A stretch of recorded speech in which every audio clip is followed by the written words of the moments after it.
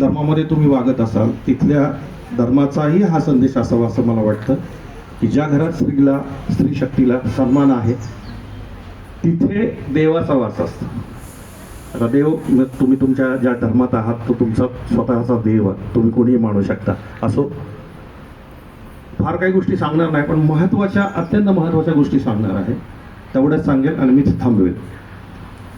वारकरी संप्रदायामध्ये तुम्ही जर वारी पाहिली, आपल्या इथून जाते, आपण स्वागताला जातो, एक वारकरी दुसऱ्या वारकऱ्याच्या पाया पडतो आणि म्हणतो, माऊली तुम्हाला नमस्कार.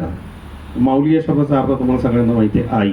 असताना एक वारकरी जेंट्स आहे दुसऱ्या जेंट्सला असं का बोलत असेल, तर साऱ्या विश्वाची माऊली म्हणून विठ्ठलाला माऊली हे संबोधन, हे विशेषण दिलेलं आहे. तर विठ्ठलाला माऊली म्हटलेलं आहे. आता देवाला अजून देवत्व सोडून, देवपणा सोडून माऊली ही उपाधी का द्यावी वाटली असेल संतांना, तर देव सुद्धा आईच्या समोर थोडासा कमी आहे असं मला वाटतं. एक लेखक म्हणून, एक व्याख्याता म्हणून मला तसं वाटतं, कारण आई देवापेक्षा ग्रेट आहे.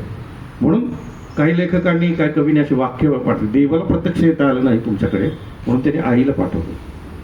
म्हणजे देवाच्याही पुढे जाऊन आईचा, स्त्री शक्तीचा सन्मान इथे झालेला आहे.